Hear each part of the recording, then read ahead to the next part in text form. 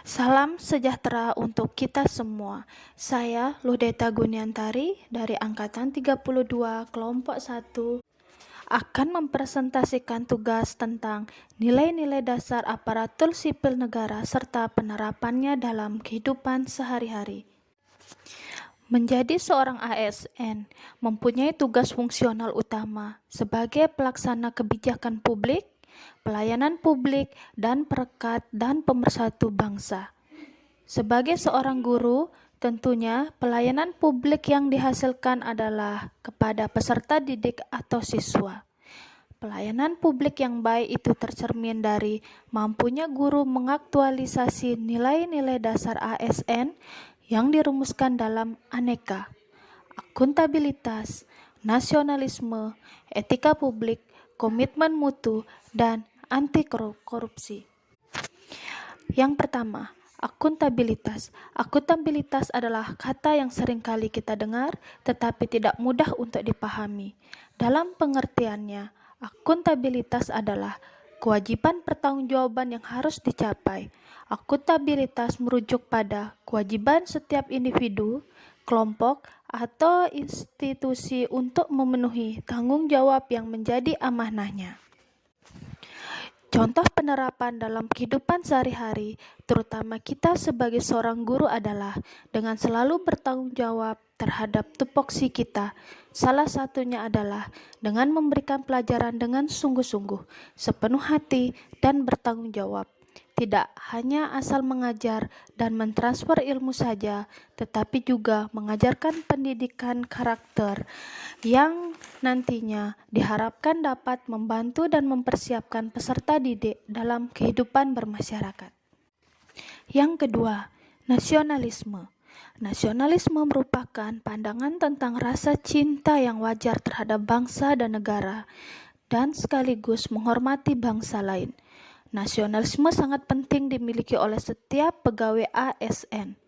Bahkan tidak sekedar wawasan saja, tetapi kemampuan mengaktualisasikan nasionalisme dalam menjalankan fungsi dan tugasnya merupakan hal yang lebih penting.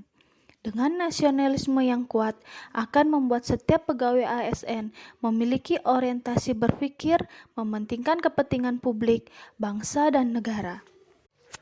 Salah satu hal yang dapat dilakukan adalah dengan melakukan diskusi untuk mencapai musyawarah mufakat, toleransi beragama, atau dengan mengikuti upacara bendera dengan tertib, di mana hal ini dapat menciptakan rasa persatuan dan kesatuan bangsa.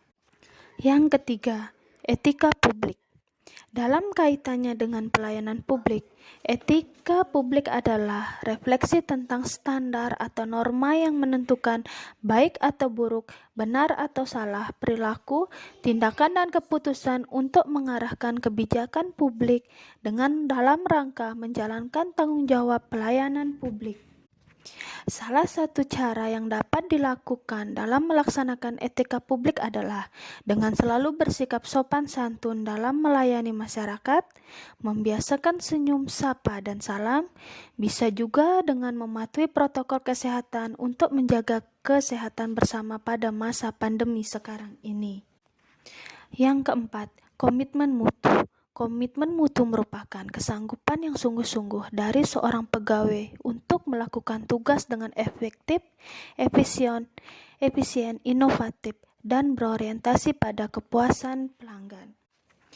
Dalam hal inovasi teknologi dan informasi pembelajaran daring merupakan salah satu bentuk komitmen mutu yang dapat kita lakukan sebagai ASN.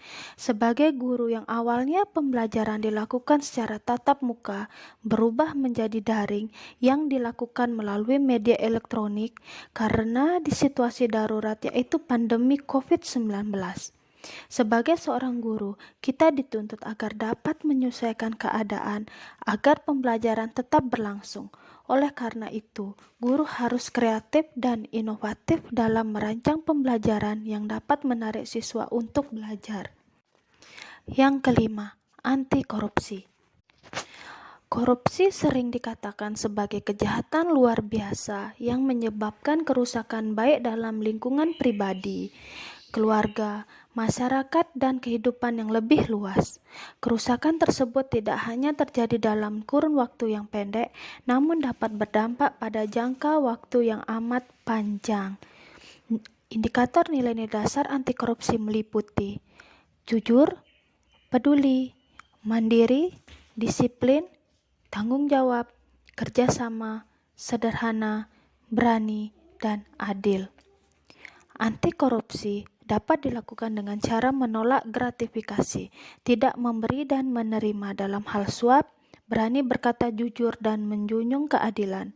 Sebagai contoh disiplin waktu dalam bekerja, jika kita sengaja terlambat, korupsi waktu, maka kegiatan pelayanan yang seharusnya dapat terlaksana akan terhambat. Sebaliknya, jika kita tepat waktu datang ke tempat kerja, dengan demikian segala pekerjaan akan terlaksana dengan baik.